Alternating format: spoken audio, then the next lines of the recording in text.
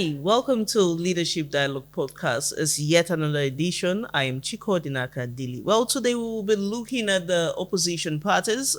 We do know that by May 27, the PDP is expected to hold its National Executive Council meeting. Well, the long-awaited meeting, and a lot of issues are already on the table as to where and how the PDP would lead opposition in the coming elections in 2027. Well, we do also know that as of today, there are some rumored reports of a likely one-party system, and more Nigerians are still looking up to the PDP as well as other opposition parties to see whether or not it is reliable or would also serve as an alternative party and also disrupting the perceived one-party system, which some persons have begun to complain about. Well, we have in the studio a political bigwig. He is a member of the People's Democratic Party, a former National Publicity Secretary of the PDP, the Honorable Kola Ologbondiyan. Good afternoon. Thank you very much for dashing me the honorable prefix. Of course, you're always but I'm just Kola Ologbondiyan. Oh, great. Well, you have always been with the PDP, and for the best I know, from your time as a National Publicity Secretary up till this time, you have been like an audible voice for the party, and you've been one person who has continued to speak on behalf of the party, even when there are, more stories of defections and likely defections. So I will just begin by asking you why you are still in the PDP. Oh, why not? I have consistently described the situation of defections as the transfer window in the footballing business.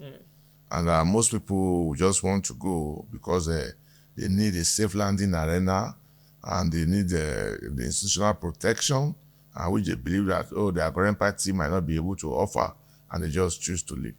But even in the transfer season in the footballing business, there are coaches, there are players who will never leave their club. So perhaps we fall in the category of people who have seen the essence of the People's Democratic Party. Who understands its nuances and who are not prepared to leave the arena, for instance. But as of today, not a few persons believe that the PDP may not survive the 2027 election. And even if it does, it may likely not be together as one party, headed for an election. I'm aware, and I know this as a fact, that within and even without of PDP, there are those who do not only believe in the analysis that you have given, but who subscribe and also work for it to see to an end of the party.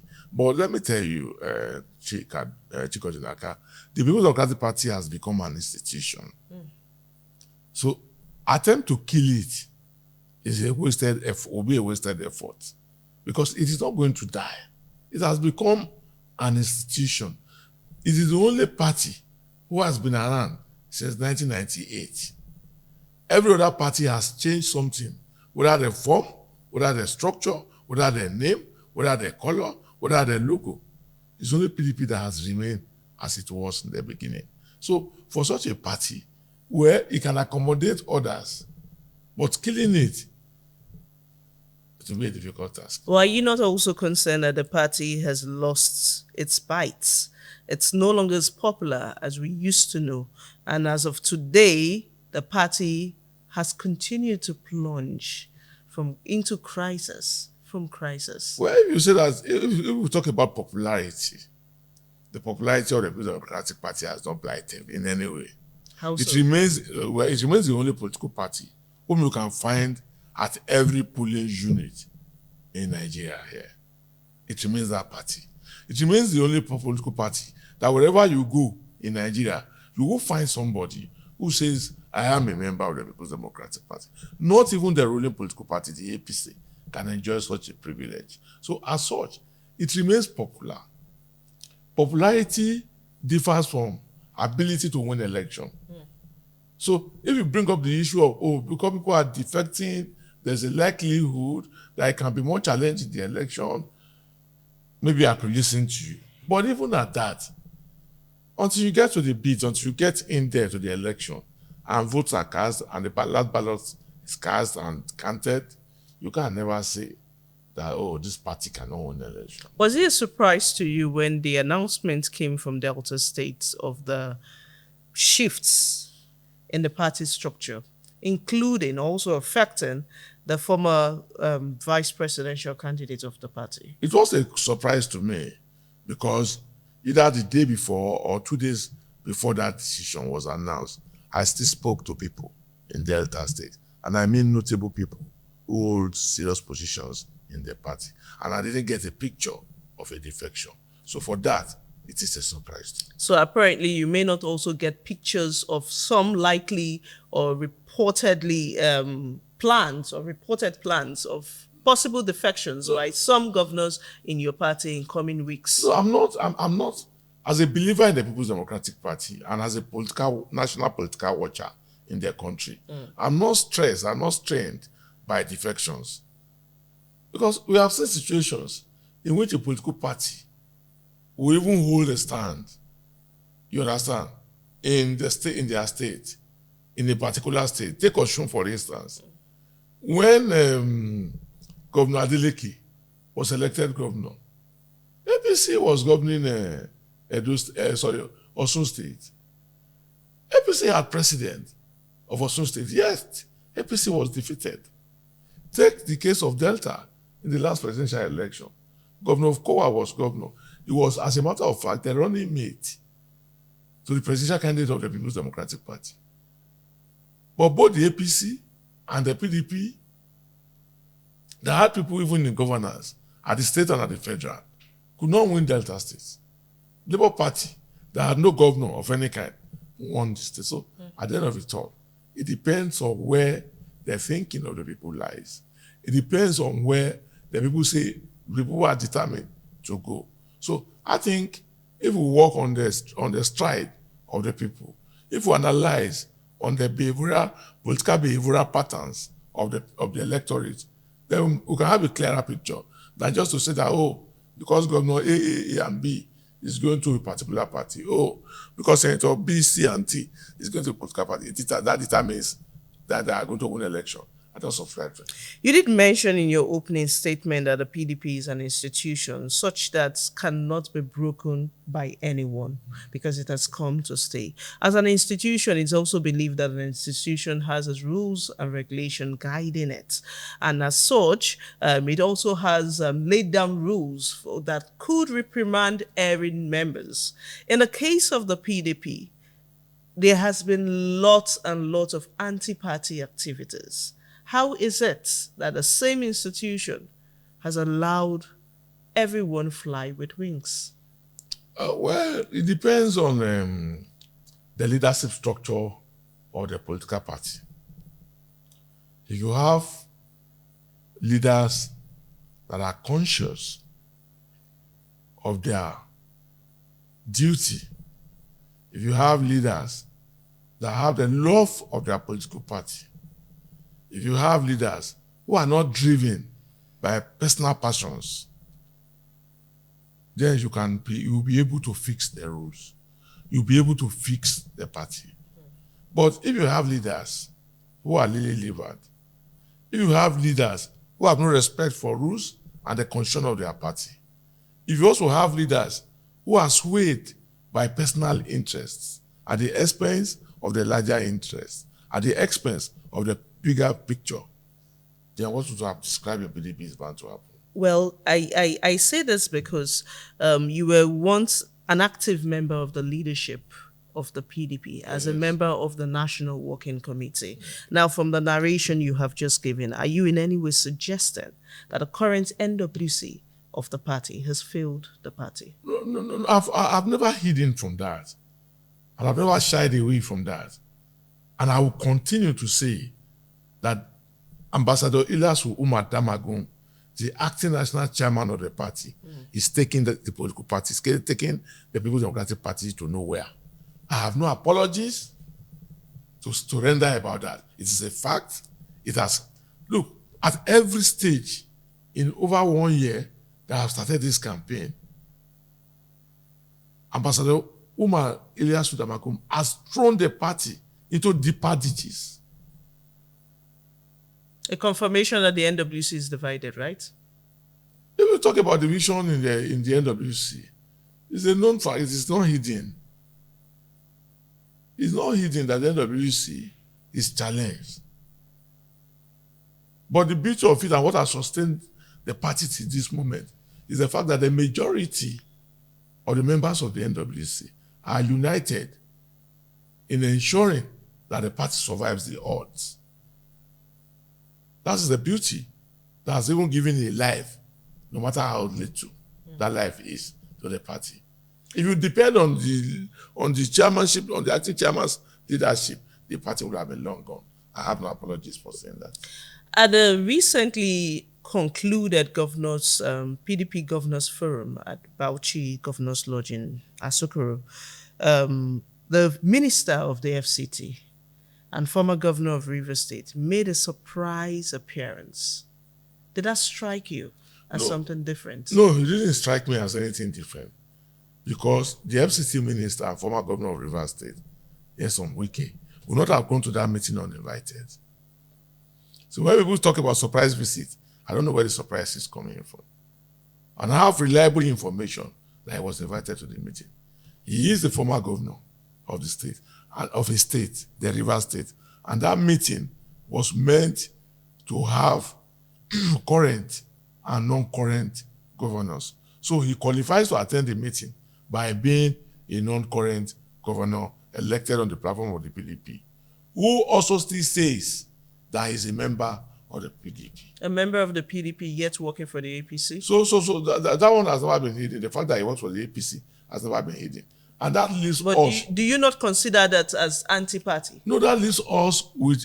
See, when people say, oh, why don't you do this? Why don't you say it? I always wonder why. There are people that have been elected into office to do this duty.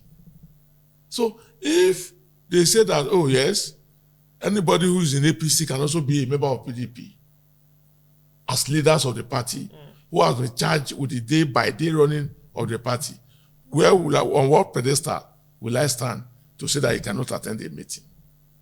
I don't have that pedestal. That means I'm just sitting there in my house and criticizing.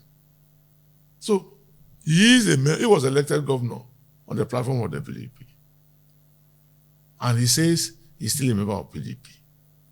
And the leadership of the party has not taken even the smallest of action to demonstrate that he's not a member of the PDP. What might be the reason why the leadership of the party seem quiet over the personality of a Wike? Chikodinaka, that's a question that Ambassador Ilyasu Damakum owed Nigerians and all the members of the people. You believe there might be some inducements? Well, as I have answered the question the way I best understand it, that decision, the inability to take that decision, the inability to speak on that decision lies with Ambassador Ilyasu Damakum, and he owes it to Nigerians to provide explanation. But what's your opinion also to those, or what would you say to those who say that as of today, the FCT minister is controlling the soul of the PDP? But I don't know. And I say I don't know because there are people who have been elected to control that soul, and they are members of the National Working Committee.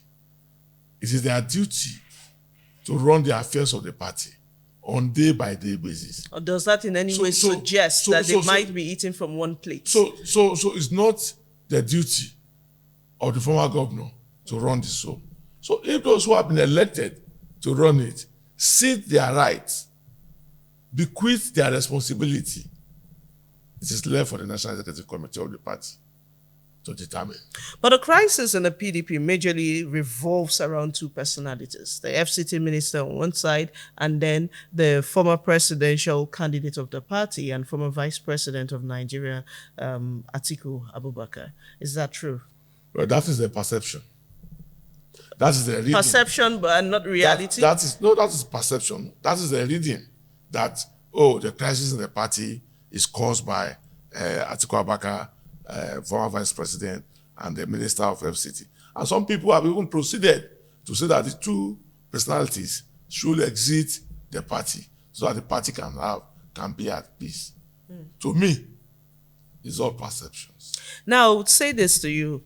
Some weeks ago, a member of the PDP was here on this program a few weeks ago, and he openly talked about his anti-party activities. And then he made mention of something I feel is crucial that you address, which is that the PDP is suffering from what he tagged as an Atiku disease. I don't know why you want me to be the one to address that particular issue. Because you were a former leader in the party. Yes, I was a member of the National Working Committee. And you worked and I'm still a member of the National Executive Committee. Under your leadership, Yes. the former vice president of Nigeria ran for presidential elective position. Out of 2-1. He ran under our leadership in the 2019 presidential election. That also makes it... He also ran in under the leadership of Ayu and Amago in the 2023 election. But being that he ran under one for you, Yes. it also gave you some rooms to understand the situation in the party, and of course gives you the credence to actually speak on this subject. Is the PDP suffering from what they believed or tagged as an Atiku disease? I don't want to say that the PDP is suffering from an Atiku disease. I don't think so. And for those who have made this argument, they say so because they say that, oh, Atiku still wants to contest. And my own disposition about that is that, look, Chiko Naka, I can say that I want to be president. It is within my right to say that. But it is within the right of the political party on which platform that I want to contest to say that, no, you cannot lead us to victory. So because of that, you cannot be our candidate. It's not within the purview or the opinion of any individual. It's not. It's within the purview and the decision of the political party taken at its national convention to say whether you can contest or you cannot contest. So people do a lot of taggings. Oh, this is an Atiku person. Oh, that's a Wike's person. How do you know? Isn't that a major problem in the party? No, there are individuals who maybe in one way or the other, they are getting mileages from ascribing to be pro somebody. You understand? I am pro PDP. That's why I am. I am a member, I am a believer in the cause of PDP. And that's why I am. So the long-awaited NEC meeting would eventually hold by May 27. What exactly are you envisaging from that meeting? How do you think that meeting will bring a lasting solution to the crisis in the party? You know, NEC, for NEC, it is the NWC that will bring the agenda of NEC. And they submit it at NEC. NEC, because it has the authority to amend that agenda. So NEC can proceed from there and amend the agenda. So I cannot preempt NEC because I'm just an individual. So I will not preempt what NEC would do. When the leaders of the party get to NEC, they take decisions on the basis of the agenda that exists. And you believe a consensus will be reached? Well, I hope you are aware that Senator Kola Saraki has been nominated to head the reconciliatory committee. A committee that will grant the party a rancor-free National Executive Committee meeting. It's not purely a reconciliation committee in the light of with the way people are describing it. It's like a special purpose vehicle charged with the responsibility to ensure we have a rancor-free NEC and have a rancor-free National Convention. That's what... So the party is more about ensuring that a NEC meeting is held and then a National Convention holds, but not necessarily the peace of the party. No, that's not correct. there are challenges. You have also mentioned that there are challenges within the party. And these challenges include some of the actions that were taken by the working committee or issues that arose even from the National Convention. There are various forms of challenges in the party. So this committee, now this Saraki committee, has a duty to resolve issues arising so that we can have a rancor-free NEC meeting and also proceed from there and have a rancor-free national a national convention. Do you believe that... So it's still part of working for peace. But the party has a standing reconciliation committee led by Olakunso Yorinlola. Do you believe that the recent Supreme Court judgments asking the party to return to its drawing table and resolve its issues internally, do you think that brought some sort of relief to the party or worsened the situation in the party as far as the seat or the office of the National Secretary is concerned? No, the issue of the office of the National Secretary is very clear. I honestly don't understand what all the crises are about on the issue of the National Secretary.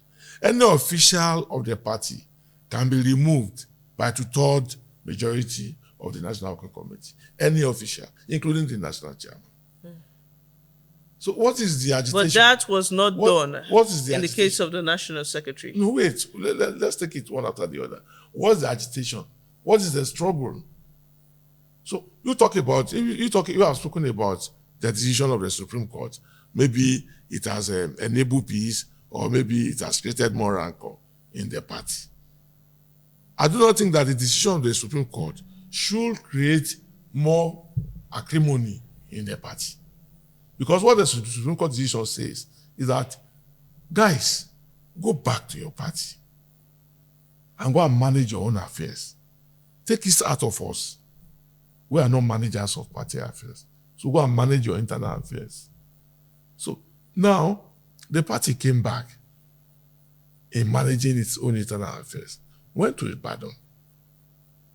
In Ibadan, the governors recommended that, to avert this crisis situation, let the Deputy National Secretary take charge of the affairs of the Secretariat.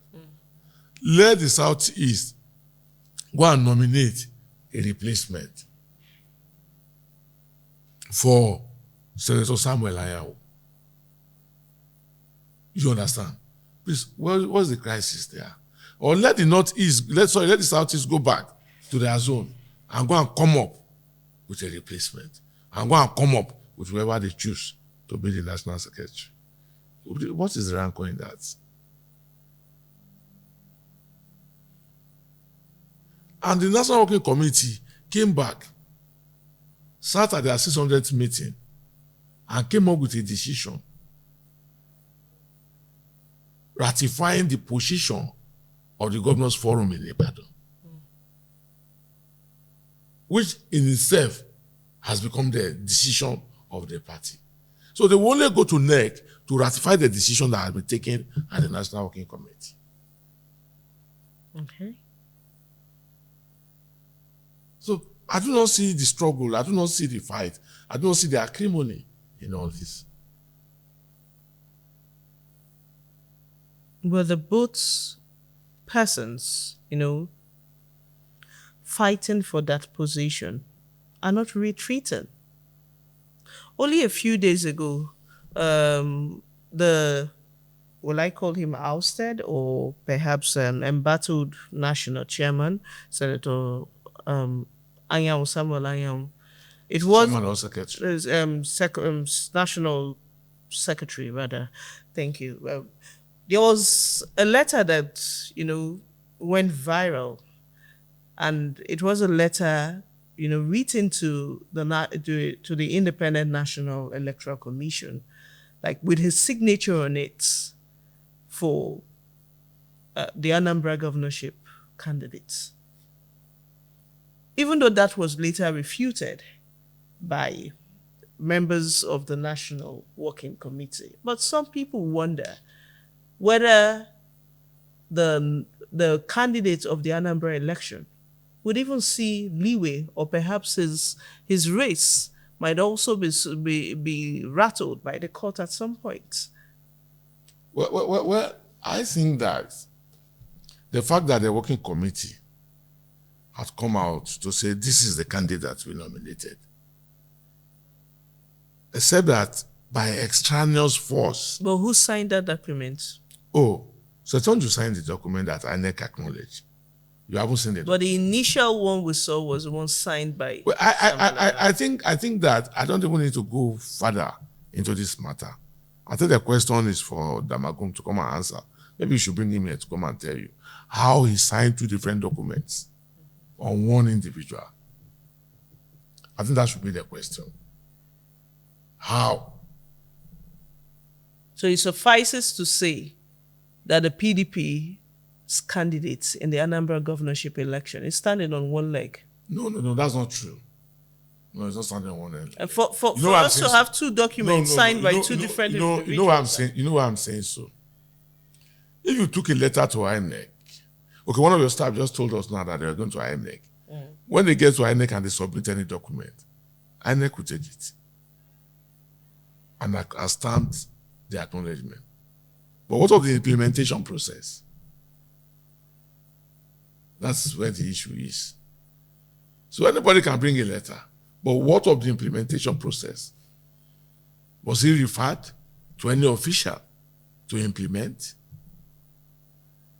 So the fact that INEC did not only acknowledge the receipt of the letter signed by Damagum and Setonji, it also went ahead and referred it to the appropriate officers to work on, going by the documents that's in public space that I have seen.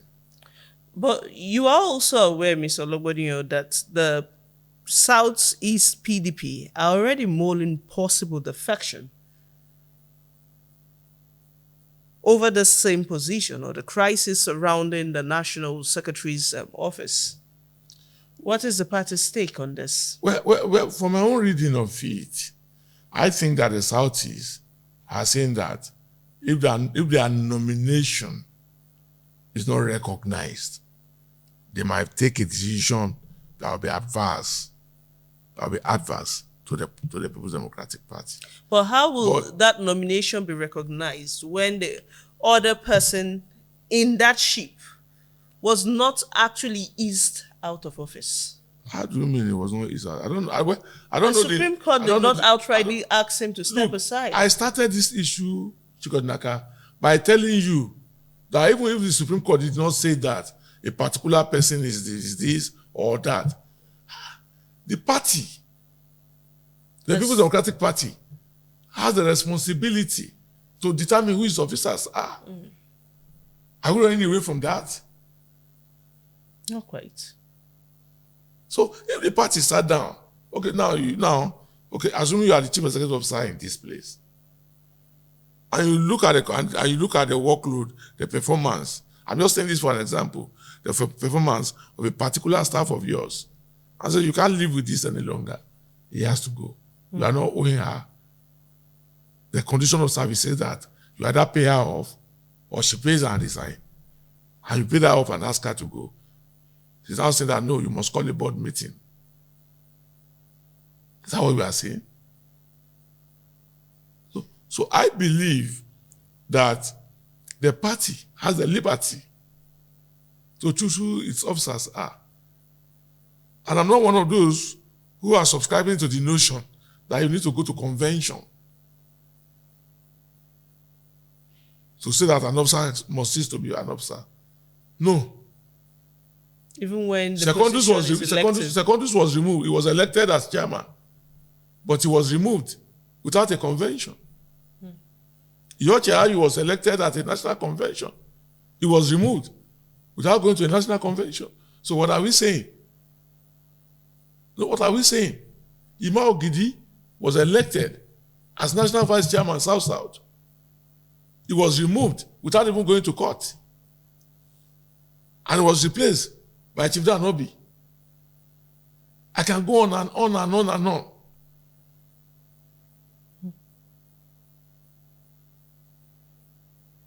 So My own approach to this matter is that let's keep the party afloat. Let's give it life. Let's make it strong. Let's make it viral. Let's make it an attraction to Nigerians who are looking for the other voice. So how do you think this could be achieved? Because as of the present, not a few Nigerians believe that the PDP may not be the party, the credible or viable opposition that they want at the moment. No, that's neither here nor there, Chikodinaka. And that's because the PDP, according to lots of people, have been quiet. Well, I don't know about quietness because people are elected to do the job. You understand? Because people are elected to do the job, and I believe that they are doing it to the best of their ability. But I do not also subscribe to the view or the notion that, Nigerians are saying that PDP will not. No. What Nigerians are saying is that make the party viable, make it strong, give us the alternate party that when we are tired of this one, we can go to that. You understand? So, and I think that if the party is able to work on its minuses, you understand, on these distractions, it can become a viable alternative. So the report about a possible merger has been rested? I don't think so. I don't think so. What I know now is that there's no merger as we are speaking. But I also know that part of the recommendations which the governors made in Ibadan was that the party is open to discussions for those who want to join them. So it is in that joining, it's in that conversation that issues can come up, you understand, on the manner of the joining. But whether the party is in a merger now, the answer is no. But whether the party says that it will be open to discussions, the answer is yes. There are reports also that the former vice presidential candidate of the party is also nursing ambition or ideas of moving to the ADC. How true is that? That's what? The former vice presidential Candidate? No, not a candidate. Former vice president of Nigeria and the presidential candidate of the PDP in the last election is also nursing ideas to move to the ADC. How true is that? How will I know? You are in the PDP. Yes. An active member of the PDP. Am I in the ADC? You are also a friend to the presidential candidate, former presidential candidate of the The former presidential candidate is my leader, just like Wike is my leader. Everybody in the leadership position is my leader. Is this something he is considering? Because I'm not in a position to know because he hasn't told me. Do you understand it now? He has not told me. I have not been in any meeting where this issue has been discussed. So how will I know? I'm a member of the People's Democratic Party. So apparently, the former vice president of Nigeria, Atiku Abubakar, is an active and still remains a party member of the PDP. He said so. Maybe you didn't read it, maybe you read the publication. I read it just like you, and like any other Nigerian, that he is a member of the PDP. And still remains one. I read that publication No, the same way you read it. There are no moves to switch parties. Call Polibe, the official spokesman of Atiku Abubakar. Bring him here and ask him. He's the one that will provide the answer to that. It's not in my place to provide an answer to people who want to leave the PDP. No. Okay. So what other modalities is the PDP putting in place to seeing that for those left in the party as of now, do not leave? You see, the issue of leaving, the issue of defection is personal. You must accept that. As much as it is personal, the more the party depletes, the issue of who wants the lesser chances it gets at the next election. The issue of, look, Chikodinaka, I've given you examples here about sitting governors who left party and lost the election. I've given you example about sitting governors who were in their party and got defeated. And you also gave me a clerical example by the electorate. You also gave me a clerical example of the Labour Party. But So exactly, how is it that the PDP, because I was also in a meeting where the acting national chairman of the PDP also made mention of the Labour Party. Has the PDP gotten to a point where it now likens itself to the Labour Party? no, it's not as if you have got into a situation where the PDP likens itself or herself to the Labour Party. No. But we are just drawing pictures, we are drawing realities of what had happened in time past. You understand? That look, individual might say that I'm leaving an institution. And we have had cases like that concerning PDP, in which notable Nigerians said, oh no, they are done. Has the party died? It hasn't. And there's no likelihood that it will die anytime soon.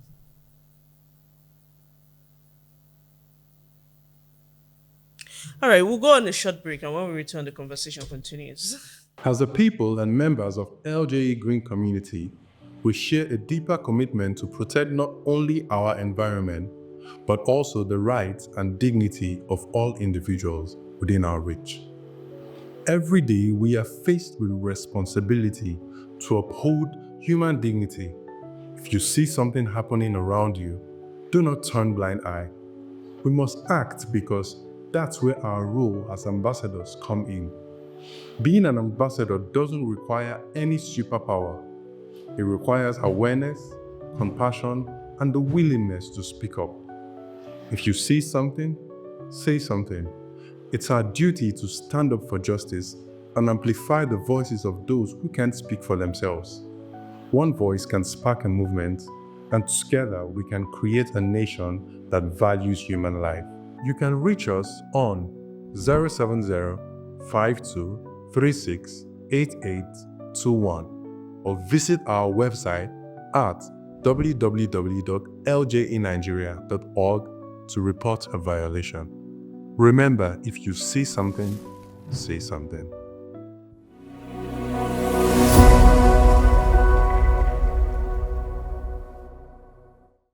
All right, we're still talking politics and, of course, the opposition PDP and the future prospects of the PDP in coming elections. My guest is still Honorable, I still call him Honorable Kola Ologbondiyan. He is a former National Publicity Secretary of the People's Democratic Party. But do remember that you can be part of this conversation. All you need to do is to join us on our YouTube page, on Facebook, and on Instagram. The handle still remains at LJE Nigeria. Well, do also know that you can also subscribe to these channels and get first-hand infos as they drop. Well, before we went on the break, would you want to conclude on your No, thoughts? wait. The only thing I just want to say is that, Chikoji, Yeah. as a reporter, a producer, a presenter, do you put Mrs. or Chief Mrs. before your byline? You don't. I don't. So I'm one of you now. I'm the professional colleague. I'm a journalist. I'm enjoying my byline, which is simply Kola Ologbondiyan. It's a Kola Ologbondiyan. Correct. A senior colleague, of course. Absolutely. So let's look at the prospects of the PDP vis-a-vis the All Progressives Congress as of today. What is the future of the PDP? Very bright. Not dimmed by the The APC. future of PDP remains very bright. All we just need to do as a political party is to put aside all these discomforts that we are currently witnessing. Once we put that aside, Nigerians are ready for the PDP. It's the only party that has a history that people can point to and say, oh, when they were in power, life was better. You understand? That's the only political party in this age that you can look back to and say, when they were there, things were better. So Well, as a result of that, the future is still very bright. Well, it's a good thing you made mention of that statement, and of course that will take me to my next question. You know, while you were still serving as a leader in the party, you know, under the National Working Committee, some members of your party had this concern that a crisis in your party began under your leadership or under your team's leadership, and then dovetailed to what we have today. And some of them also accused your NWC, the Secondus-led NWC, of corruption. Let me tell you something. The leadership history of the People's Democratic Party, no matter how you look at it, and no matter which way you examine it, the leadership of Uche Secondus stands out. How so? And I want to be challenged by anybody. Okay. In 2017, when that leadership was elected into office, there was no Nigerian that could speak ill of President Muhammadu Buhari. In 2017, you can go into the books, you can go and research it. And I remember very well, when I go to news stations to go and discuss PDP, and I come out, members of APC will be laughing. They say we are trying to wake up a dead horse. That PDP was already dead after the 2015 election. It was the Uche Secondus leadership that reawakened the People's Democratic Party. How did he achieve that? Not just that. Not just that. When we came into office, the PDP was left with 10 states.